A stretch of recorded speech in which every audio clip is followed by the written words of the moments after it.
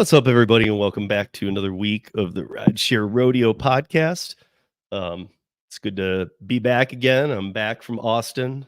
Had quite an eye-opening visit there with all kinds of different people. Learned a lot, took in a lot with the new projects, and yeah, all that'll be coming out this week. It's a lot to unpack for me. This week on the podcast, I do have a guest. I have and this is something that I guess right out of the gate we should solve. Your name has changed on a couple platforms. So I have Tristan Thomas with me, who is Tristan on YouTube, is his handle on Twitter.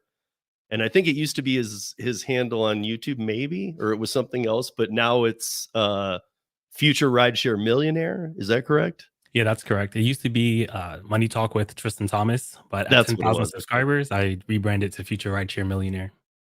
So I guess first, why did you change the name? Well, when I started the channel, I wanted to talk about like broader economics, general Mhm. money principles and things like that. But as I started making YouTube videos, the videos that took off were the rideshare stuff.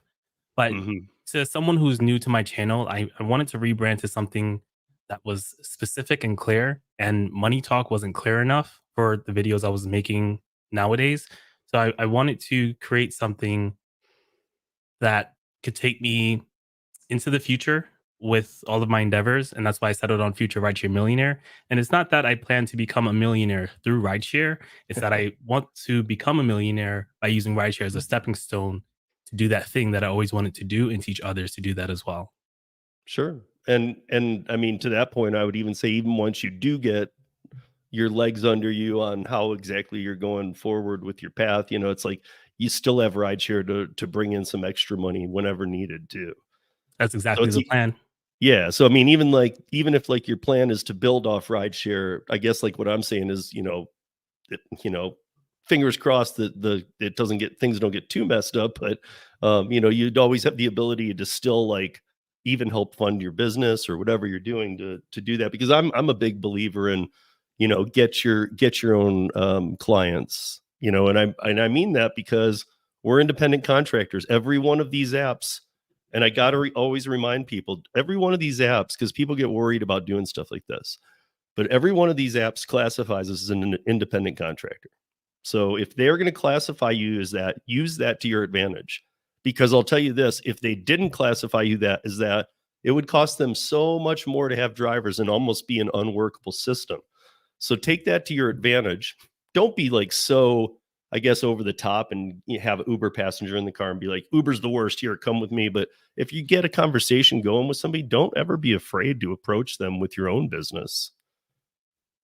Whether it be rideshare, delivery, shopping, well, who knows? I mean, or even things outside of the gig realm. Yeah, you could be a photographer. You could be Yeah, picking up exactly. a tourist and say, "Hey, I'll take you around town, take some pictures with you in front of all of these things that are cool in my city." There's ways to do it.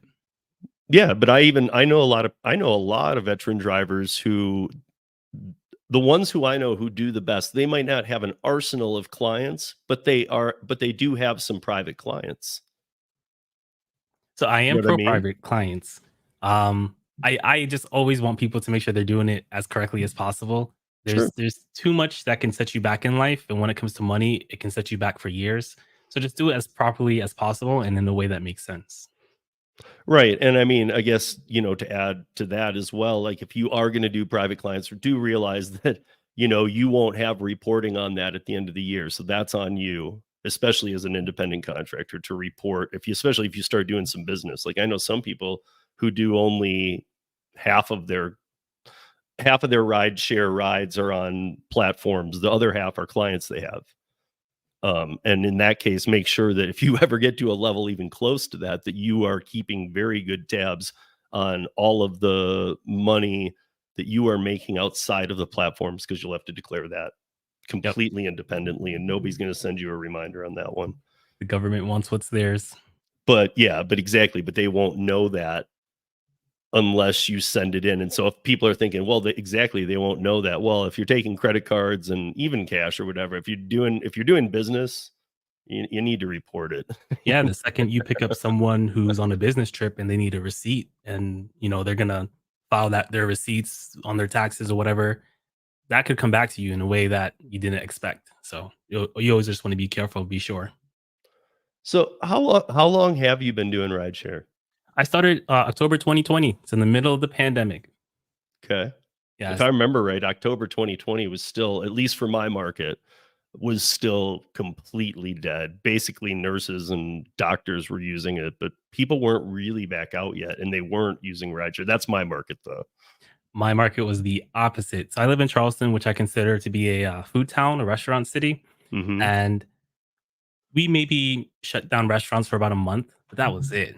After that Right. month, because we were more open than other states, a lot of people who wanted to have their weddings and go on vacation, people from New York started to move down here to just be down here. So there was like this crazy growth. And of course, I wasn't here before the pandemic in Charleston. So I don't know what it was like before, but I know when I turned the app on, I would not stop getting pings until I turned the app off. And every single week, Lyft was giving out a $450 ride challenge bonus every single week for about a year. It was insane. I mean, it's great if they're giving those out, but were they attainable within reasonable hours too? For me, yes. But you know where I'm going with Yeah, this. yeah, I do. For me, they're attainable, but I'm a like I'm willing to do more than the average person. Sure. Um, so maybe on about 60 hours you could attain them, yeah. Okay. And this was before they were split into tiers. So, But but still, you were seeing a lot of volume. See, what I'm saying here is we had, we had the stay-at-home orders, the masking, the schools are closed, then they're open, and now social distancing, and you can mask here, but you don't have to mask here, but you have to mask here. And there was so much confusion, and every time things got a little out of control, it's like they pulled the lever that put us right back to stage zero. And that yeah. just it felt like a reset kept happening. So it got to a point where it was like, why get into any kind of groove? It's just going to be pulled. So then how did you make it through? Um, well, I actually started the audio podcast. I picked up some food platforms because at the time I got on Rideshare in 2015, and I've seen all of the stages of Rideshare. And so by the pandemic, I also do production work too. Most of my listeners know this, but you might not. I do laser lighting, staging, pyrotechnics, all that kind of stuff for world touring acts often and stuff, and large acts. And as you can imagine, so like the company that I primarily work for, again, still an independent contractor, and this is like OG stuff before gig economy, true independent, traditional independent contractor. And the company that I work for, the laser company, the three biggest clients are Toyota, Disney World, and uh, and every Carnival cruise line. That's pretty So cool. if you think right, huge companies, and we work with touring bands as well. But if you can imagine touring bands and corporate events for Toyota, all of the Carnival cruise lines and Disney World, even though most of the carnivals leave from this country out of Florida and Disney World is in Florida, and even though Florida had the easiest time getting through the pandemic, if you can imagine, basically we have a fully booked calendar for the production company all year. Every single thing for 2020 went off that list. If that makes sense. Like every client canceled because they weren't going to do new installs on cruise ships. Most of them were not able to leave port for the whole time. Okay, so then I don't. So how did you make it through? Because Exactly. So basically between gigs, so between like doing production gigs, it Mhm. used to be that I'd come home and let's say that like I'll give you an example. I did what was the final tour with Shania Twain in Europe. I was doing all of the last shows. When that ended, I had a break of 5 weeks before I was doing another big production run. Right. And during that time, I get home, yeah, I do my laundry, I lay on the couch for a day and chill, then I'm bored. So what did I do? I would immediately go right back to rideshare because rideshare, like no boss, and I didn't want a W-2 either, but no boss would have let me just on the whim say, I'm going to be gone for 5 weeks. Yeah, that's true.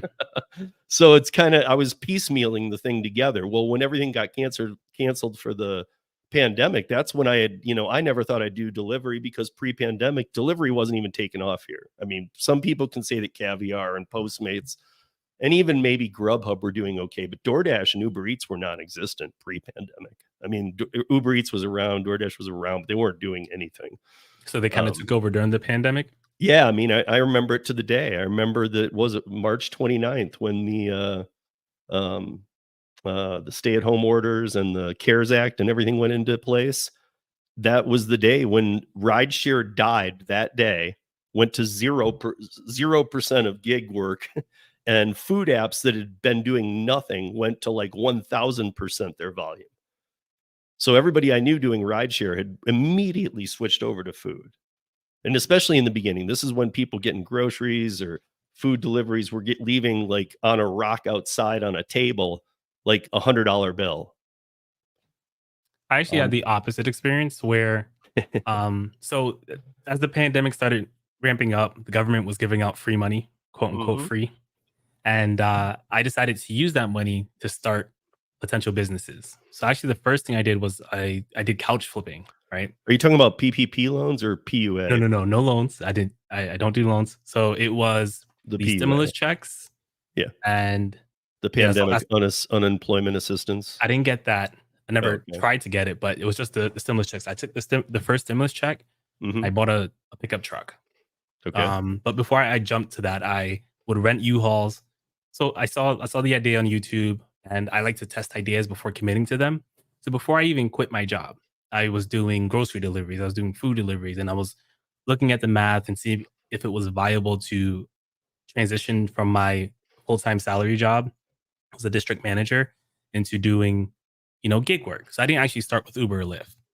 And then I started doing couch flipping. It made good money, but I struggled getting my truck registered for a very long time. And it eventually got towed because I sat it at an apartment complex, so I didn't have enough room in my driveway.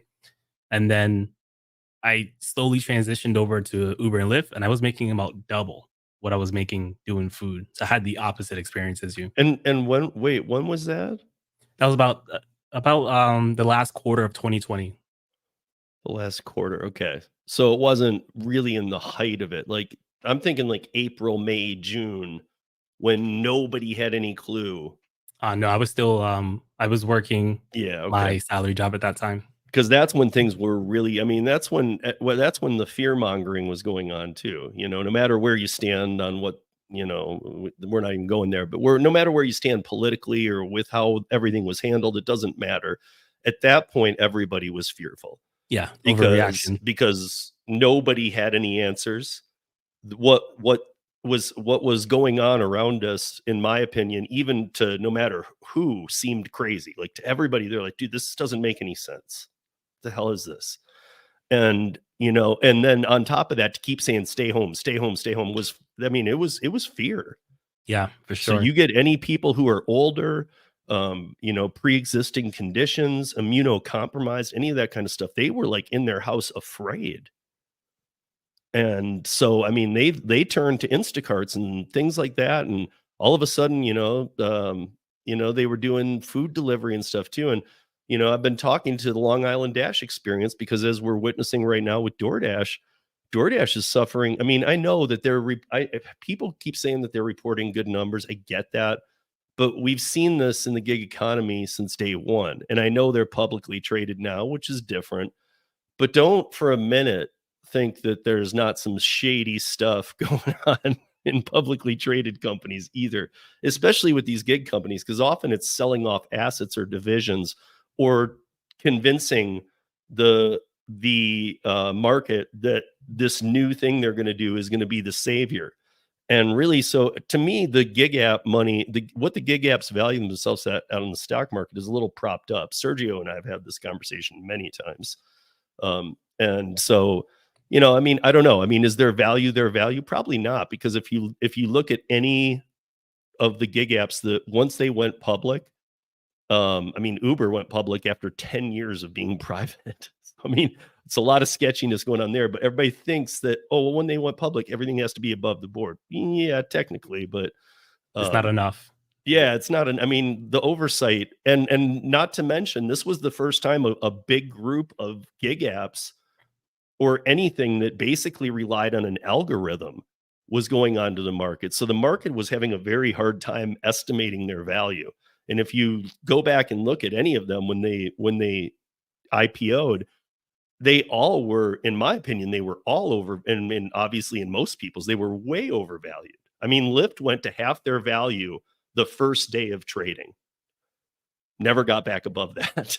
I mean, they premiered at what on the NASDAQ at $78. Okay, they were at under 40 the first day of trading. It's pretty bad. I And do you, have a and question. yeah, So I don't have a answer for myself yet, so I'm hoping to explore this through you. What correlation should drivers like us make with the stock prices of Uber and Lyft? Like how does that affect us either directly or indirectly? I mean, at this point, I think that they've somewhat leveled out. Um, I think that this is why this is why I've been saying I think we're going to see a lot of problems with DoorDash, because it's not like DoorDash is, yes, DoorDash is in, where are they otherwise? They're kind of in Canada, but they're like the lowest ones in Canada. So it's Uber Eats is the big one, then it's Skip the Dishes, which is like their version of Grubhub, and then it's DoorDash at the bottom, carrying like 5% of the order volume in Canada. They're in the United States heavy. They're in Australia, decent, and they're in one other country, I believe, but it's not Europe. And so really they're not global. They don't have that global money. They don't have any other section. They don't have rideshare. They put out things like DoorDash is now saying like, hey, we can do package delivery. Sketchy. We've seen this fail with Uber Connect 4 times. So I'll fail this week. So yeah, I mean, to me, we used to always call it Uber drug deal, and some people laugh or whatever. But to be honest, if you go back to the first story of Uber Connect launching, it was in the Bay Area, and they actually there was a actual team assigned to assess how much drug dealing was being done on it, because there was gang usage that was basically 90% of the app usage. They were sending old tennis shoes in boxes to the city and to north of the bridge and to down in South Bay of the California coast from Oakland. And it was the gangs. And they were like, dude, are you kidding me? I don't have to drive it anymore. I can just put it in the trunk of this guy's car for $14. Done. And they were stuffing cocaine and heroin in these shoes. That's wild. And so Uber Connect, actually, the first time, not like their other projects, they didn't just fail, they were shut down because they were under a state and federal investigation. And then to me, it was such a joke because I remember those days. And so to watch it be brought back, I was like, are you kidding me? Like, you tested it in one market and instantly it was taken over by gangs. That's it. Nobody else was using this stupid feature. I mean, like a person who does a lot of apps in Arizona, a good friend of ours, John Dash, has been on the roundtable for years. He did an Uber Connect the second time it rolled out, and he picked up a package from somebody, or 2 packages, and they put it in his car. Thank you. It was decent pay. It wasn't great. And the packages were going to the post office to be delivered. Now, to those that aren't familiar, if there were drugs in those packages, yes, I mean, like, technically, if his insurance and if you trust DoorDash, again, you'd have to trust DoorDash. I don't. I don't either. Especially if it came to a legal situation. I mean, you're just nothing to them. They're going to save as much money as they can. They're going to claim the independent contractor card. You're a contractor. You did that. You're stupid. So, I mean, I guess I would say to the people who really want to do this, be bonded, because John found himself taking in 2 packages and, on camera, taking them to the post office and delivering them. And then we talked about it that week, and I was like, John, that's a federal crime. If anything's wrong, that's not even a state crime. That's federal. Yeah. Once you hit the post office, it's federal. Yeah. So, I mean, like, I know that, here's how I put it to everybody. Most likely, yeah. Would he have gone to jail? I don't think so, but it would have probably cost him a ton of time. He would have probably even had to pay some money to a lawyer. And I know that sounds ridiculous. Why? He didn't do anything. Because these apps are not insured to do this stuff. I don't think people understand how often they put out test things that literally I talk to people all the time who are like, listen, they wouldn't put it on the app if it wasn't legal. Well, that's That's funny. bullshit, dude, because they absolutely would. Yeah, I mean, even the Uber founder, his like mantra was "go fast and break things." Like they didn't care about the laws when they first started. They said, "All right, let's do what we do, and we'll apologize after." So, Yeah. I I mean, do think it's a little they've been naive to kicked think out of, that. I mean, a perfect example is Spain. They've been kicked out of Spain 3 times, I and the didn't know that. last time was in a full on, they burned down the office. They there because the cabbies, um hold on one second.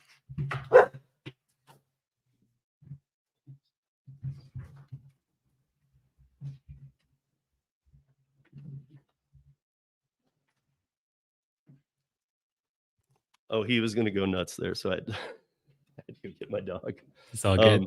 Um, so yeah, so the cabbies there, were literally fighting Uber drivers because the third time, still again, Uber was there, and the other 2 times the government was like, "Where's your licensing and everything?" And it literally came down to like, to sum it up, Travis Kalanick and his team going, "Licensing? We don't have any licensing. We just decided to run our business here." And they're like, "Get out." Every time. And the third time came down to like the cabbies, because the cab situation there isn't like the rest of the world where it's so died off. It's a decent living there in Spain. And they actually were fighting Uber drivers, like physically saying, no, you're not going to be taking our thing. And so a lot of stuff was breaking out. What does Uber do in those type situations? They leave and they come back 2 weeks later with trucks of briefcases of cash and say, can we operate here now? I know it sounds ridiculous, but that is how they work in many countries. That sounds about right. The more money they just, if they're like, no, that's, you're not going to bribe us with that, get out of here, then they just come back the next week with 2 trucks. How about now? I mean, it basically does come down to that. They're going to be in every market, no matter what scumbaggery way they get into it.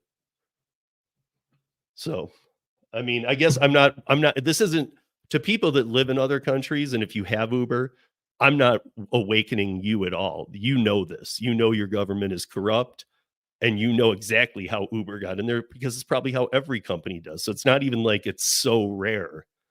It's just, this is how business works in other places in the world. I've traveled the world doing production work. So I've actually seen firsthand how a lot of countries operate, and it's very different than here. And so I don't know. I'm very concerned with DoorDash.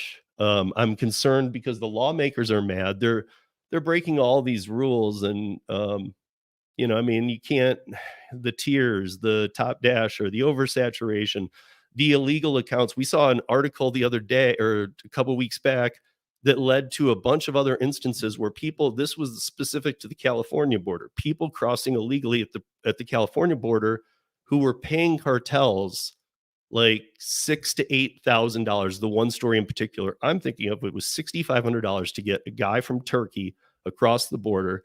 They got him to a trailhead in Southern California where they were known for dropping people, and he was heading to Santa Monica, where he had already a place lined up to live. Well, the cartels let him off the bus, or however they do this, left a bunch of people standing there, and they gave him a cell phone. On that cell phone was a DoorDash account. That's wild. So Wait, hold already on. they were like, here you go, and you can start earning. Just get a bank and type it in there, and boom. And this was a news story, right? So a Yeah. reporter went, talked to him, and this is like Yep. from that person. Wow. Yep. That's Yep. wild. Yep. And so, but I mean, there's a lot of other stories like this too. And then I don't know if you noticed, but a couple weeks ago, right around when taxes were due, by the way, guys, if you haven't paid your taxes, you're late, file an extension immediately. Do you pay quarterlies? I used to. This year I slacked a little bit because it's my son's senior year, so I'm just trying to get through this. Gotcha. I got you. I'm a single parent, 24/7, 365. I have them, so a lot of focus has gone there instead of into the tax part that I should. But however, my taxes are paid, and I don't even know if really overall. I always tell people to pay quarterly, but I don't know if overall it really hurt me that much to not. I need to go and take a look with an accountant. Normally, I always handle my own taxes, but I know a couple accountants, and I can go look at them with I want to go look at them with somebody and say, hey, how did it just filing for the year not end up the same as it would have? Because to I me, again, at first glance and stuff, it appears like I'm not seeing what I've been told my whole life, which is, dude, if you're IC, file quarterly. Okay, well, I didn't see it really, but maybe he'll tell me, and I really do want to know. I've only had to pay $8. When I started, there was a lot of tax credits coming out. So Oh, in the sure. past, I had to pay like zero. In fact, some years I got some back, but this year I actually had to pay my full self-employment tax, the 15 point whatever percent. So I think that what I'm going to do moving forward is just put away about 15% for the quarterlies. But there's not a huge difference, that Sure. I've seen so far. So I mean, just while we're rolling through this DoorDash stuff, here's what I'll say about it though. Um, so DoorDash, I mean, here's some of the what a lot of the legal lawmakers, things like that, because I talk to a lot of these people all the time, and so they were kind of getting together about some of these legislation bills that are going to trickle down here over the year. I mean, we've already seen some, and I'll mention them here in just a second, but to be honest, they're very concerned now again with a whole new level because of the oversaturation, because there's been over 12 million total dashers, and because there are currently over 7 million. They have repeatedly not followed court orders that they've had. They have been caught. They have been caught and found guilty in a court of stealing drivers' tips on 2 occasions, large scale. Their use of top dasher and tier systems breaks every state and federal laws protecting independent contractors. And I know people might say other apps do it as well, but not like DoorDash. They don't have quite like I can get on Uber Eats anytime I want. I'm not a top dasher. I cannot dash whenever I want. And that's not my big beef with them. It's more about all the other things they do too. But wrongful deactivations seem to coincide. We've been doing a lot of research with the Para team, and wrongful deactivations seem to coincide with being a veteran dasher, meaning the more you do, the more likely you are to get a wrongful deactivation. And it makes sense. They don't want people who have seen all the changes, who have lived through the better times, and who have done a lot of this still on the platform. But isn't that the opposite of like America? Like you're supposed to get Yeah. promoted for doing a good job. I agree with you. I think that all platforms could benefit from protecting senior drivers a little more, but I do understand Absolutely. the mathematical benefit of turnover in this case. But at the same time, I don't know how often you use the apps. Food apps, not so much for me, but like I've done a ton of rideshare.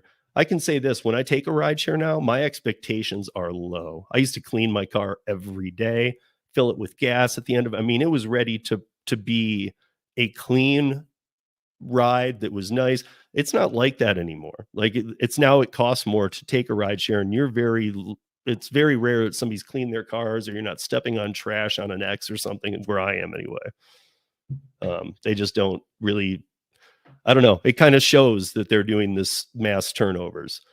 But the wrongful deactivations, and then most recently, the deployment of the telematics has clearly and this is what's pissed off a lot of lawmakers I directly talk to. They're like, oh, now we can sink our teeth in. This is great.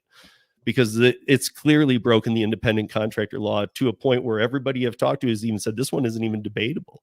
They're not allowed to keep track. If you're a contractor, truly an independent contractor, which is what they always claim, this is something they cannot do in any state in this country or under federal law. So therefore, I mean, and I know that Lyft, I've been told Lyft has been doing it. I think Tristan, before we came on, was saying something about Uber doing something, so it doesn't shock me. However, they're all going to get smacked down for this. This is not, they break the rules all the time. And this is what goes back to what I was saying about like Spain and stuff. A big enough briefcase of money usually takes care of a problem. Yeah, that's And to true. me, that's sad. But so, and just real quick to the people, I had somebody comment that, well, I haven't seen any legislation yet. I'm not sure what you're talking about. Okay, well, we already have California, Washington, and New York from last year. So that legislation's already there. There's 3 that are already in place. Massachusetts is about to drop theirs. Pennsylvania just passed, what do you call it? Portable benefits for drivers. And so instead of it being monetary, they're doing portable benefits, but that turns into wait, am I an employee then? Because why am I getting benefits and even somewhat of a unemployment voucher or something? I can't remember how they worded this. Like, and to me, it's like if that kind of money is being paid by either the company or you, somehow they're skirt tailing W-2. Yeah, But Levi, he drives in the New York area with Uber. He mhm. was saying that, yeah, they take money directly from your rides in order to pay for your quote unquote vacation time, but the money they're taking from you is less, is more than what you would make via vacation. So I Right, would, right, right, I right. prefer where these companies should just pay us the money and we make the choice with that money, right? Yeah. And I feel like that's gonna be eroded over time. I mean, look, when I started with Uber and Lyft, it was an 80-20 split. That sounds fantastic. 80 80 to the for you. driver, Yep. 20 to the companies. And they, I mean, here's what I will say. Would everybody even be that mad if it moved to 70-30? That's what I'd be YouTube cool is. with that. I wouldn't be stoked about it because I don't think a simple dispatch company should be taking 30% of all my money. But let's clarify. Let's clarify actual 70/30, not this 70/30 that Lyft is doing, because it's not the same thing. No, no, no, no, actual 70-30. And I'm Yep. talking about like right now, again, getting back to just naming a couple, Minneapolis is about to pass some city ordinances. Colorado, where I am, I just talked to Stephanie the other day and we're about to pass some legislation. One of the legislations that we're doing that I love that applies to what we're talking about here is the customer and the driver gets a full breakdown, item for item receipt. No more fees and taxes. It has to be taxes, fees, line item fees, how much the driver made, and the customer gets it too. Yep. And I don't know why, but for some reason that's controversial. Like I fully agree that transparency is necessary right now, but so Mhm. many people that I talk to who are very pro, like we need to contain Uber and Lyft or DoorDash, they don't support the transparency. But I think transparency will give us more accuracy in our battle, right? We want to go and Yeah. attack something. We want to go and make a change. Well, if you want an accurate change, you need accurate information. I think that's the first step to fixing everything. But see, then we get into what, and I know Levi, and we get into what you're talking about with Levi. So, like what he's saying about of New York, same thing is going on over in Washington right now. So Seattle is passing along to the customer, at least for this is for just delivery. I'm not going to really harp on the rideshare part because it's more conformed than other states might be. So the way that it works I'm not having as much of a problem with, but let's talk about just the delivery. Delivery is dead in Seattle now. Yes, Like, it yeah, is. they found this way that yeah, you're gonna make all this money. No, you're not. And guess what? Because they passed along so many fees, because they upped the price, because they did this, that, and the other, it's dead. It's gone. I mean, and I'm not talking about DoorDash or this. I'm talking about all of them. They're all dead. Yeah, restaurants were reporting that they saw a 30% decrease in orders through delivery apps. Yeah. Like, that's huge. That can break your business, that can And cause you to fire people. right, and at the same time they did that, they upped the item prices, they upped their fees to customers, and they added a line item fee on every delivery that says, "Seattle City Ordinance delivery fee, $5." Well, if you actually do the breaking down on that, it's the same thing you were talking about. They're actually when it comes down to it, they're not paying 5 on every order, so they're making a little money on that too. Yeah, I wouldn't doubt it. And they've camelbacked it onto their customers. Like, who does that? This is business, guys, like who does that? Like if I mean, maybe I'm old school. Again, maybe I am old school. I don't know. But I mean, the customer comes first, and if you can't treat the customer right, your business won't succeed and blah blah blah blah. But they literally are at a point of like they've screwed the drivers forever and everybody's always kind of, the other side's been like, "Well, what'd you expect?" Of course they do. That's what they do. But now they screw the customers. We don't care about you. And the customer service sucks. If something goes wrong, most people just hang up. They're not even going to battle it. So, but the customer service sucks. They've passed along all kinds of fees. They've increased the prices. Now they've screwed the restaurants too. It's like nobody in this mix of food delivery doesn't get screwed. It's And it's pretty like, bad. how in the hell do I believe in this company if they're literally like it was one thing when it was the drivers. I'm not okay with that, but okay, I see what you're doing. Then it's the customers. Now it's the restaurants too. I mean, There's one place called something spicy wa or something. Anyway, we were looking at their items there, and if you go in and get their chicken taki roll, it's I guess it's a fairly famous place. They have 3 locations in Seattle. If you go in and get it, it's $9. On the DoorDash menu, it's 19. That's insane. And that's just that item. Then there's going to be the fees. Then there's going to be the $5 Seattle fee, and then this fee and that fee. So you're not even done, but you're paying over double of what it cost for the item alone. I don't know. To me, it's like no matter what you try and force down their throat, like like Florida just passed. They just and it's now law. So there's another state. So to those that are wondering where those states are, they're happening all the time. Yeah, Chicago's city council is going to do something very similar to Minnesota. Yeah. I mean, but with Florida, so Florida did it, and now Florida's said that okay, every platform must use in-restaurant prices and no agreements can be made, kind of thing. So even the restaurants can't agree to the old kind of terms of, well, okay, you can inflate it a little. They can't. It has to be across the board, like Uber Eats, DoorDash, Grubhub, and any others operating out of there have to use the in-house pricing of each item. So I know that some people are like, well, that'll be a win. I instantly saw it as that's going to be a lose because, of course, these companies are going to take it out on the restaurants. They're not going to take a loss.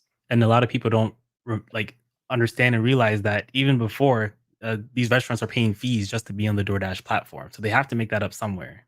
But often, and that's what I was kind of talking about. Often these fees are made up for by just letting them run rampant with the pricing of the items.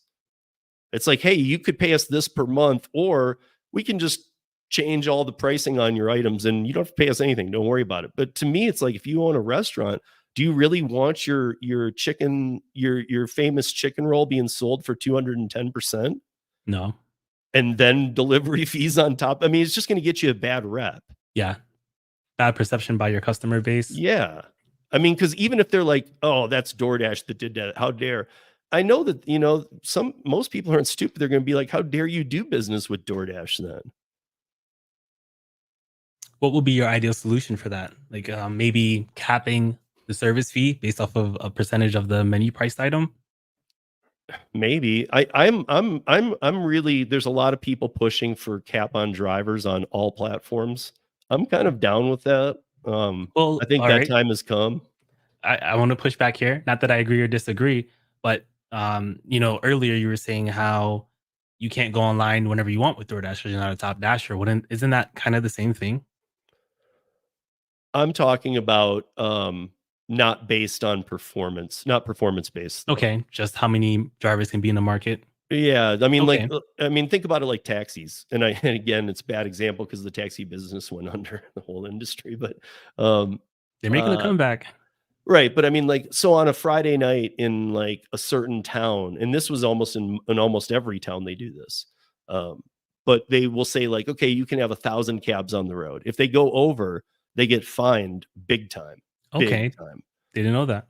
So, I mean, if they do that to like Rideshare and all these others and they find them again, though, then you could still say to me, well, then wouldn't they just find a way to take that out on the drivers? Probably. I don't know, because other than going to a W-2 model, all these companies have shown their colors, and none of us are surprised at all. They're just about making money. And the comment that I see so often about they don't care about the drivers, you're absolutely correct. They do not care about the drivers because they just want to make money. That's all they want to do. And so far that hasn't really been happening. So, I mean, the conception of investors before going public, I mean, if you noticed, all the companies sold off all the BS stuff because, like, I mean, Uber had people convinced that by 2020, vehicles and even food delivery, when they introduced it years later, would be completely run by robots, no people involved. Well, we're at 2024, and that's not even a possibility or even close at this point. Yeah, they just pushed back their electric incentive to 2040. Yeah, so I mean, again, I think they sold people on a lot of lies. If you remember, Uber used to say, like way back in the day, I was called an Uber partner when I was getting a straight percentage, that 80-20. I was an Uber partner. Well, I'm not an Uber partner anymore. I'm a driver for Uber, and they're out there to make their money, and they are, I mean, finally raising prices. I think that people have to remember that of course they saturated the market. Of course they paid outrageous amounts in the beginning because they wanted two drivers for every passenger. I mean, but they knew it would take a long time to get there, and this is what makes it so hard for a startup company. I mean, how do you come in and really compete with these guys? It's difficult, and they'll price you out the market. Yeah, and even that, like even if like you run, let's say you're somewhere, like let's say in Minnesota, you own a chain of hardware stores that everybody goes to instead of Home Depot or something, and there's like 10 of them, and you're very well known. Some cities this kind of thing will happen. And you decide you're a big name there. People really respect you. And you decide you're going to start a rideshare company. I still would say you're going to fail. Like, I don't know how you can start a small rideshare company and try and compete.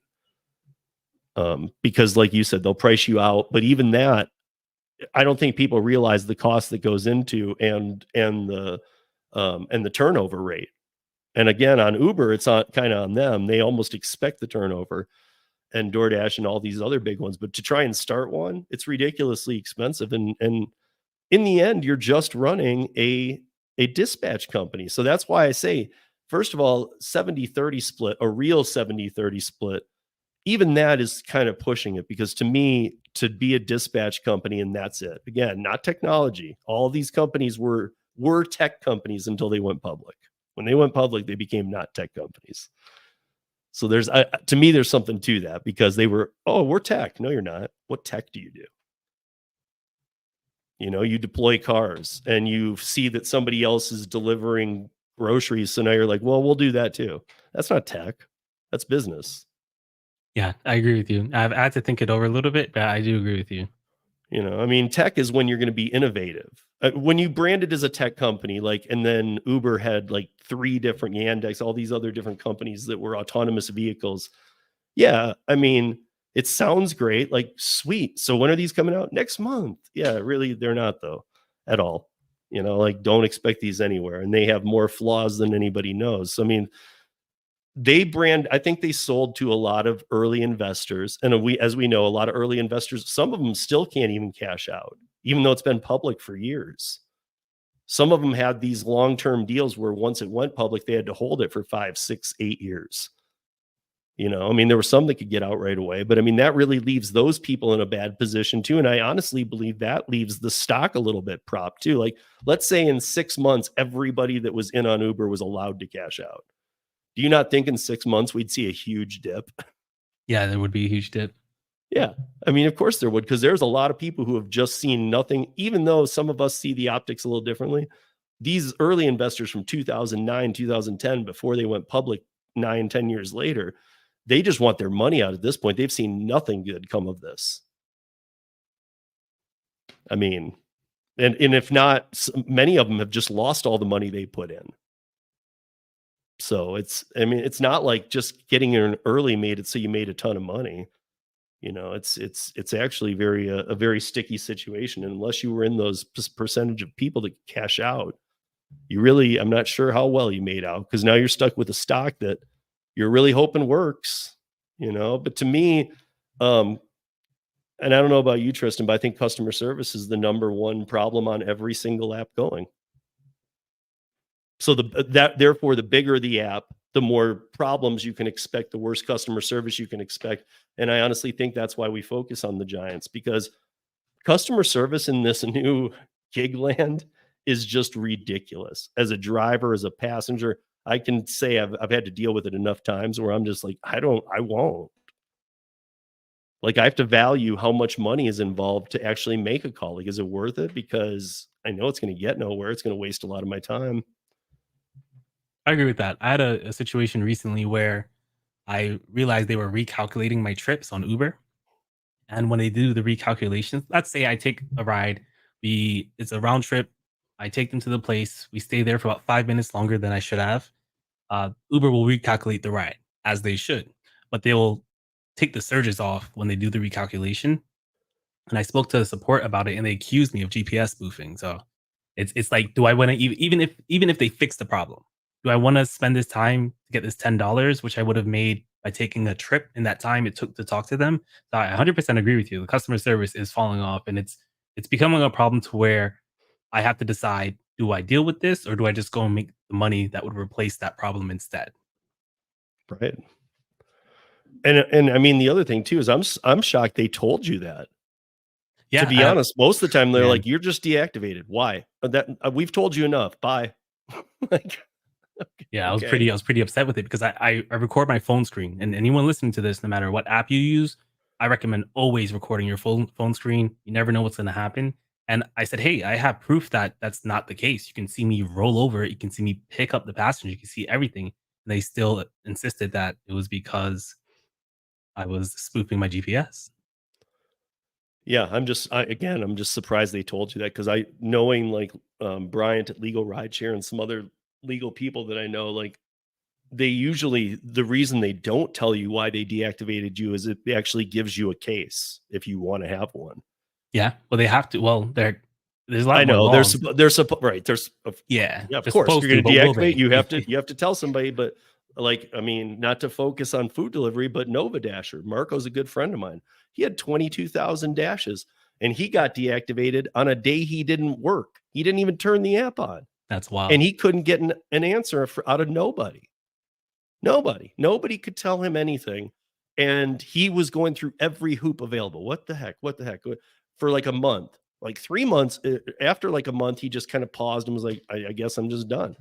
After 3 months went by, he got an email that said, "You're reactivated," out of nowhere. That's really Like, almost unfortunate. like it was like a timeout. I don't even know how else to put it. I wonder if they were watching his content and wanted to punish him. But in that case, wouldn't they just deactivate him? True. Why bring him back, like, after he stops calling and emailing you? Unless they realize, dude, this guy who took 22,000 is also really good at his job, and now right now, we got a lot of bad people. Bring back some veterans. It's all I could come up with because literally they had already deactivated him. He had already fought tooth and nail, and he had given up 2 months before that. And now he's getting an email saying, "Hey, you're reactivated." Okay, well, I had already given up. I was done. Like, why you even like I think he was in a why are you reactivating me now? Has he You know? been taking orders with them? Yeah.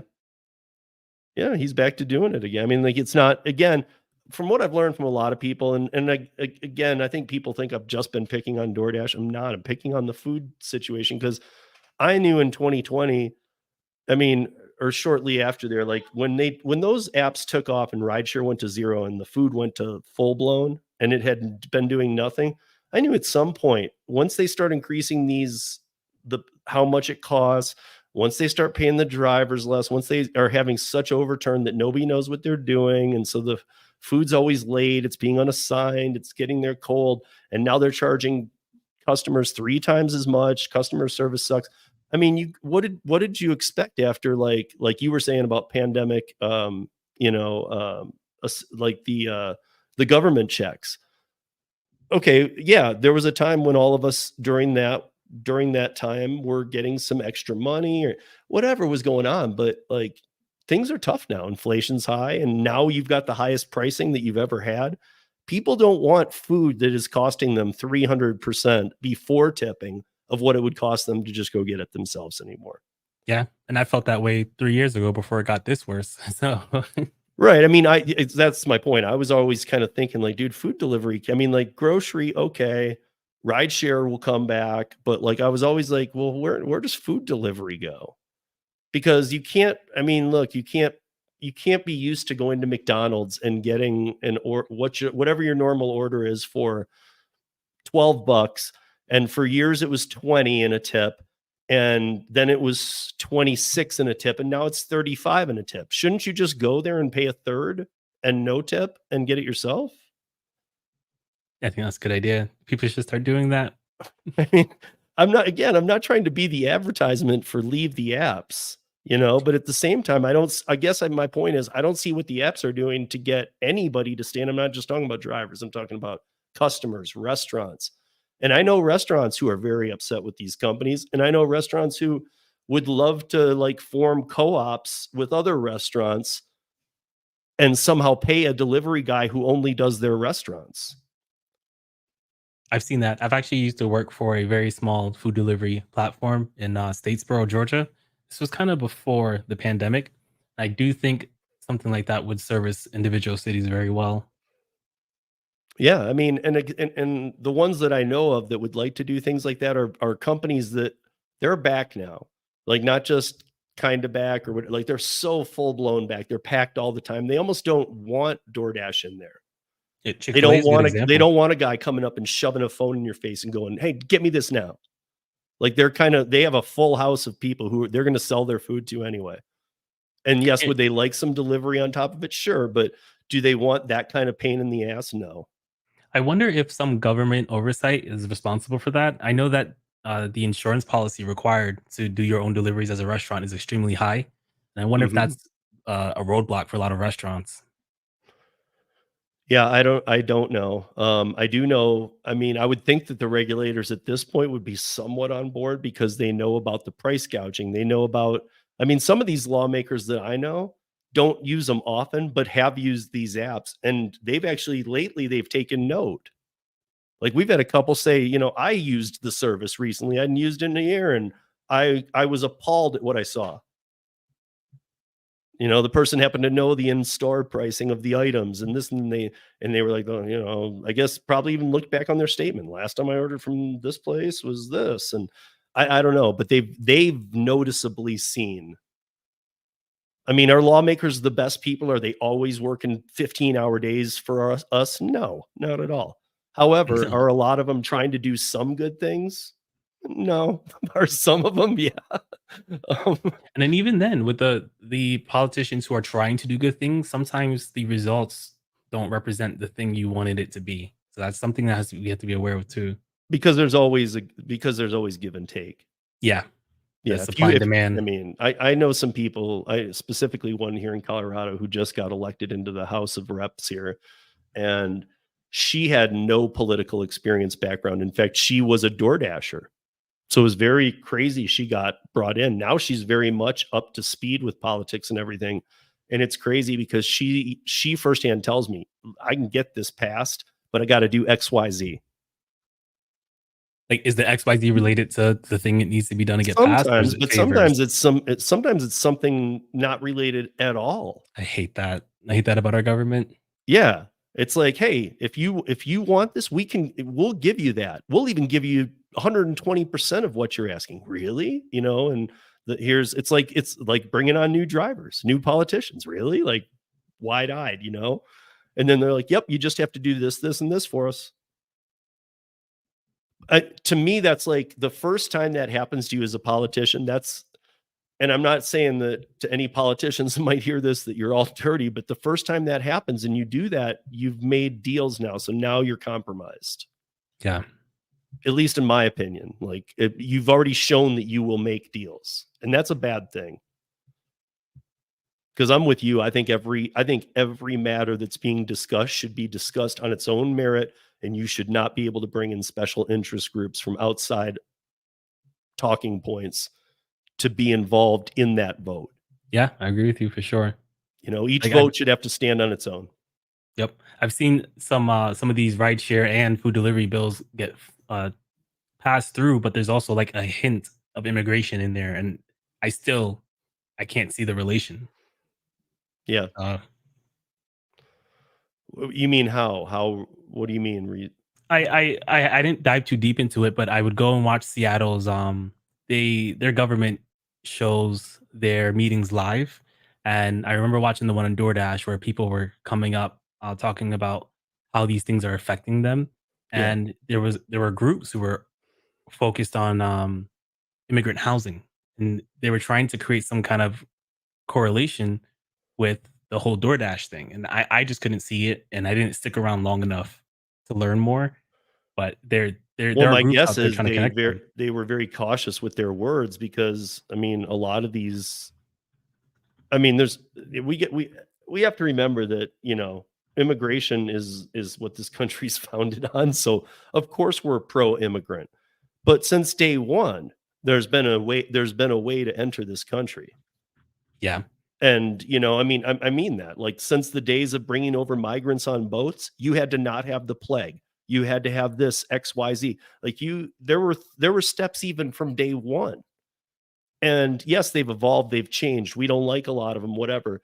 But lately it's been so overkill letting people over the border. I mean, it's like so out of, and I'm not trying to say close the border or any of this, but I'm just saying it's so out of control, and we're not letting the border patrol do their job that they're used to.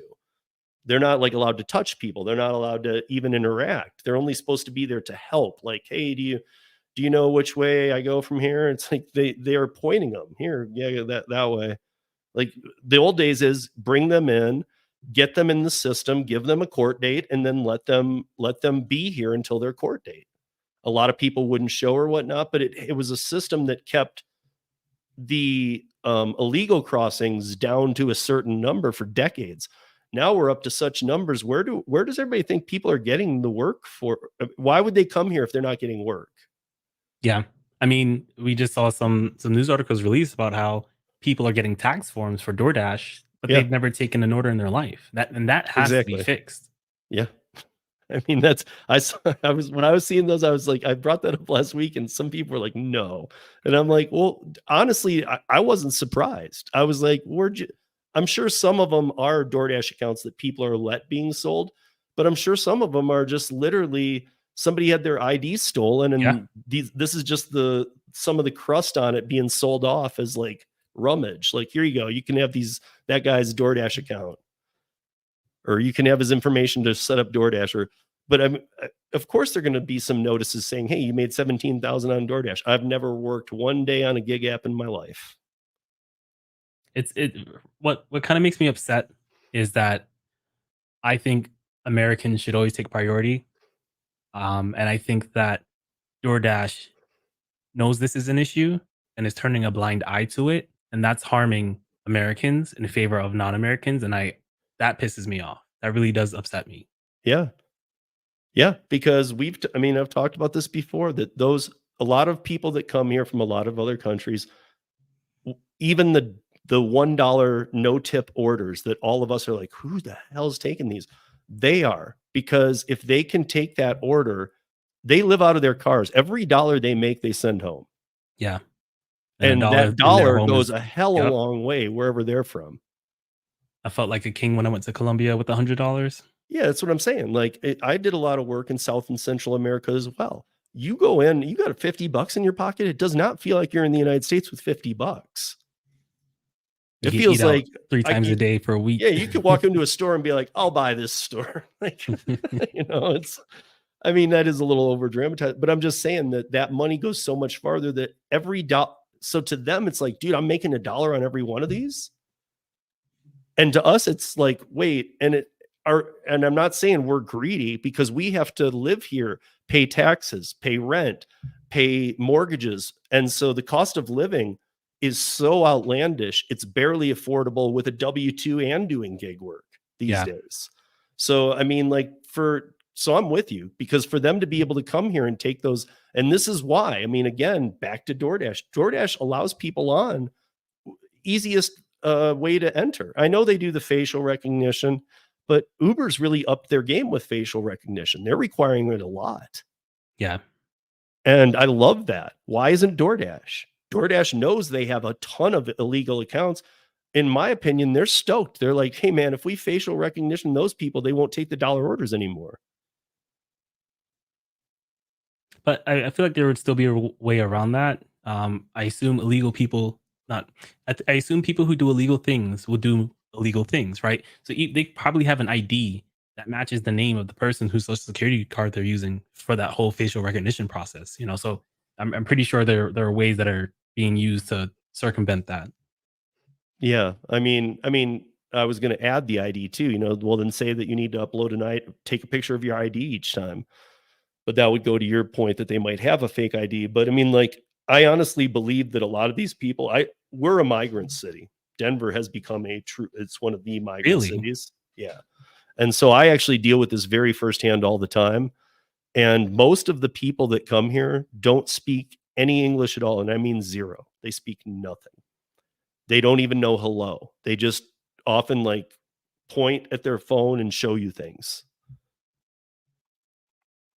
and Would not shrug have their expected shoulders that. and things. And it's like, dude, whoa. Are they Like, coming man, in through Canada? huh? No, they're being shipped up here from Texas. Or your sanctuary city? Yeah. Oof. Yeah, exactly. And now, the bad decisions that our elected officials have made are coming back to haunt us. And even the elected officials are realizing that. Yeah. They're almost like, dude, wait, stop sending people. And they're like, you made the deal. I mean, I pointed out a couple, I pointed out a couple weeks back that, hey man, if, I said on the roundtable, I said, well, there's money involved in this too.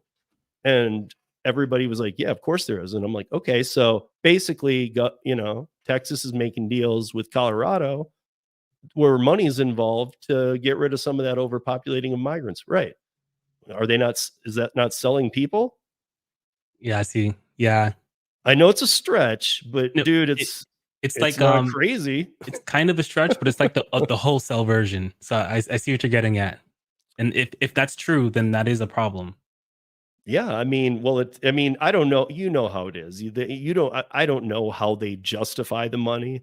They might say this is a donation from Texas to help better your forest services. You know what I mean? Yeah. And then really at the same time, there's like a backhand deal, handshake going, saying, we know what this is really for. We're going to send you a bunch of people.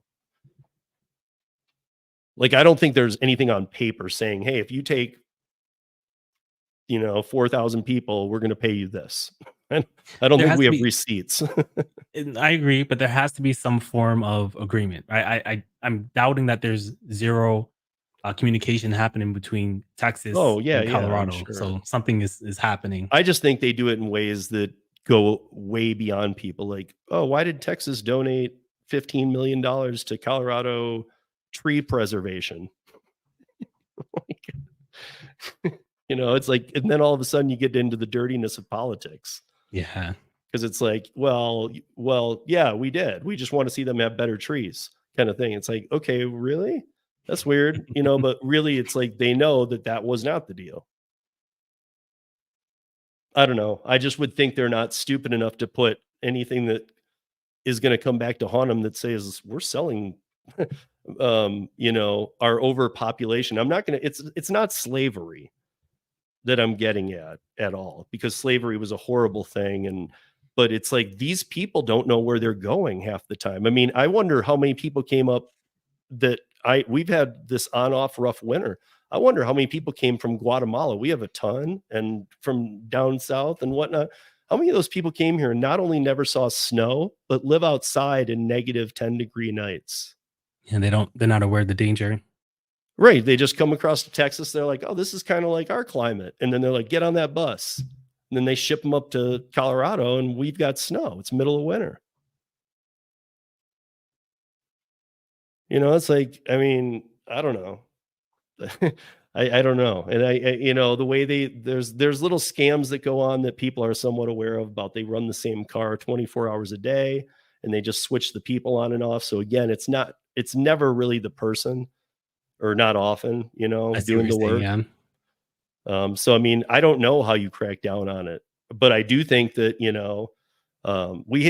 Tony, the driven dad, and I had a joke about, we're in the same market, about getting some, what do you call them? Some ice jackets and just standing outside a couple popular restaurants with sunglasses on.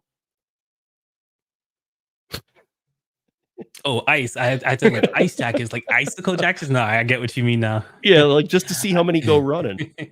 I think that the solution has to involve the government, right? If DoorDash actually wanted to fix this, they need to reach out to the government and work with them on accounts that they think are compromised. But I don't think that's going to happen.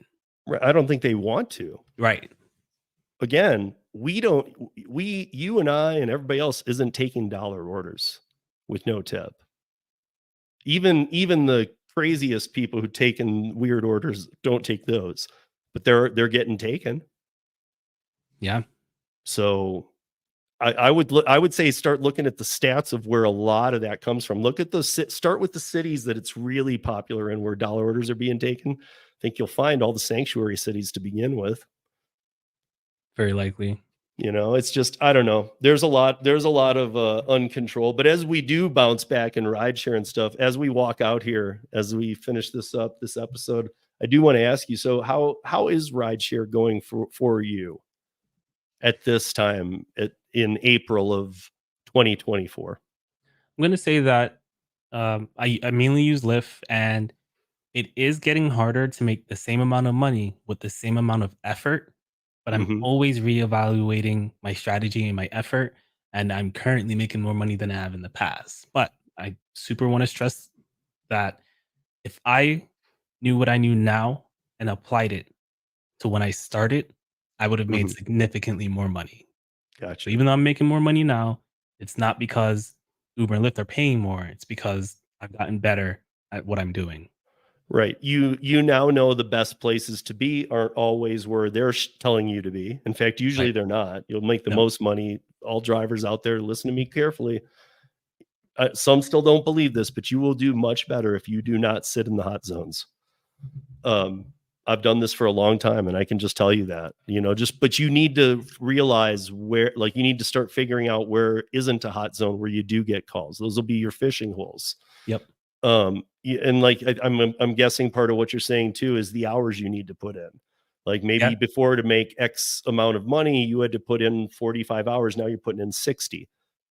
Or there's the last case scenario that you like working days and this and that and the other and no weekends. And now you're working all nights and weekends. So that's part of pivoting to stay in rideshare. Yeah. I mean, And it's what like I it's like the same as a bar. I ran bars. I've worked in bars for decades. You can't be a bartender on the day shift and then complain that you don't make what the night shift makes on the weekends, That is correct. because it's not even going to be close. I'm going to tell you guys, like, somebody that does, let's say, Monday, Tuesday, Wednesday, Thursday day shift for 8 hours shifts.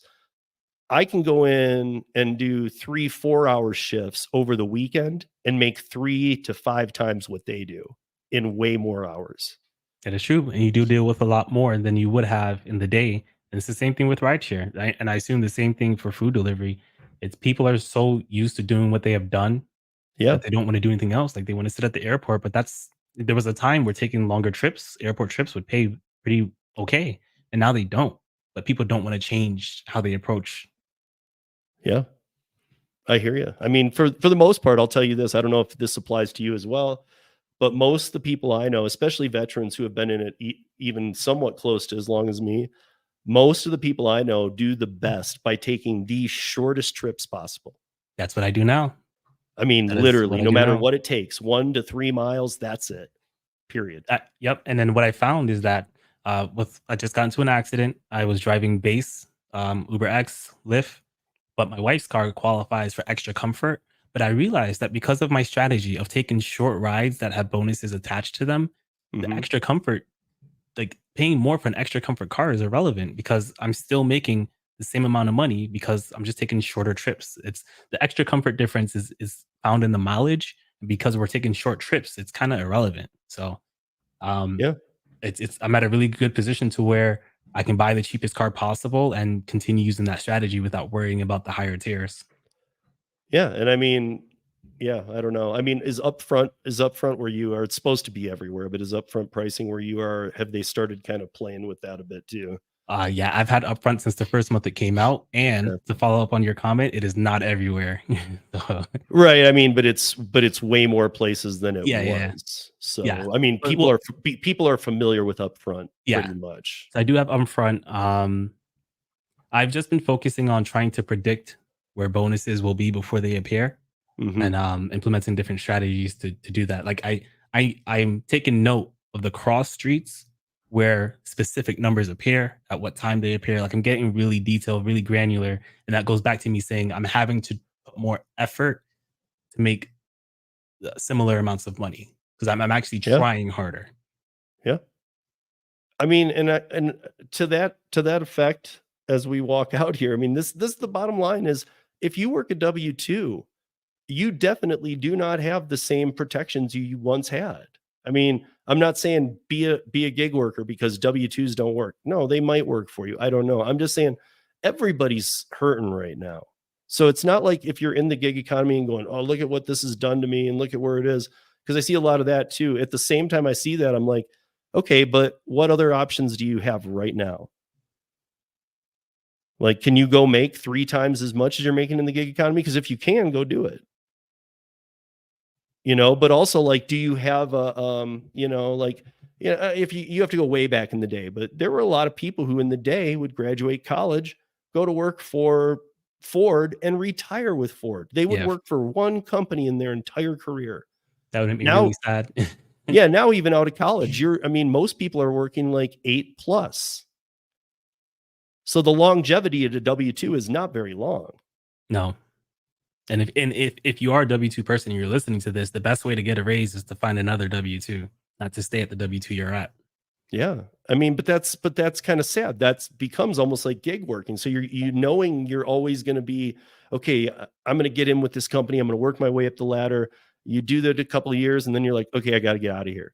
Yeah, Okay, well, what was that all for then? Because I guarantee you took years off your life stressing about all kinds of things trying to work up that ladder. I agree. And I've been there. I used to work in corporate. I worked my way up to district manager, and I fully agree. Yeah. I mean, it's just like, yeah, the number always looks nice. Hey, if you get up to like you were talking about district manager, you'll make this much. Oh my gosh, that looks awesome. But what doesn't feel awesome is the work that it's going to take, the hours and stuff to get there. Yeah, And they never tell you about that downside. especially when you're a salary employee. And Yeah. like, Yeah. man, it can get rough. So, I mean, to everybody out there, I'm glad that some people are fine because for a while, rideshare was hurting. I don't care where you were, and I do feel like it's come back a little bit. And it's not even so much in the money; it's probably just because the volume's back up. That's true Um, too. it's not like all of a sudden Uber and Lyft start doing better things while all these food and grocery apps are still like hurting people. It's that the volume's back, so you can make more money. Yeah, they've But actually been again, doing things that make it harder for drivers to make money, like killing certain features. yeah.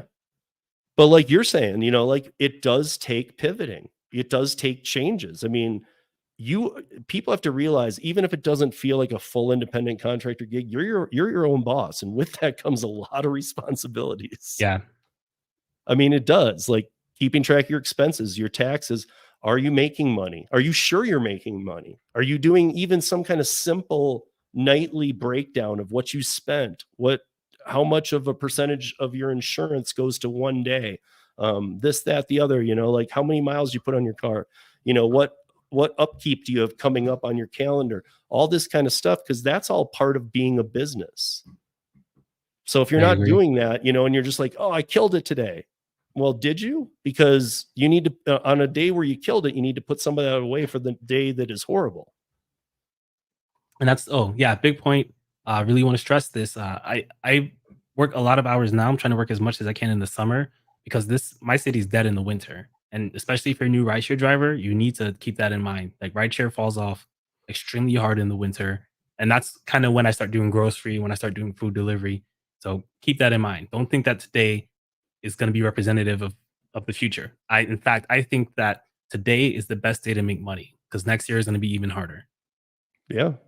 I mean, and that's just even, that's a whole nother can of worms for a different conversation because houses aren't even affordable anymore. It's not going to get better. Getting land is next to impossible. And it's becoming so pricey that it's way out of reach for like 90% of us. So, I mean, like you were just saying, things aren't going to get better in that respect. And in a lot of ways, things like these gig apps and even W-2 models aren't going to get better either. You might see a little pay increase, but it won't keep up with the cost of living. That's true. It never will. And I think that we've hit some all-time lows here where we're really just everything's going the wrong, everything's going as it usually does, but it like Mach speed. So I feel like everybody's falling behind quicker than like you're going to get raises or whatever, and we're suffering inflation. But it's like you're stuck making this much and everything in your life is going up. And it's like, well, when does the pay go up? And there used to be like a little more balance to that in the past, but I think we're at a point now that's becoming a little more difficult. It's now like you need not only if you have a W-2, not only do you need a W-2, you're probably one of those people we were talking about, one of those 12 plus million that are doing DoorDash part-time. So it's like your W-2 that you counted on and stuff. And I don't know.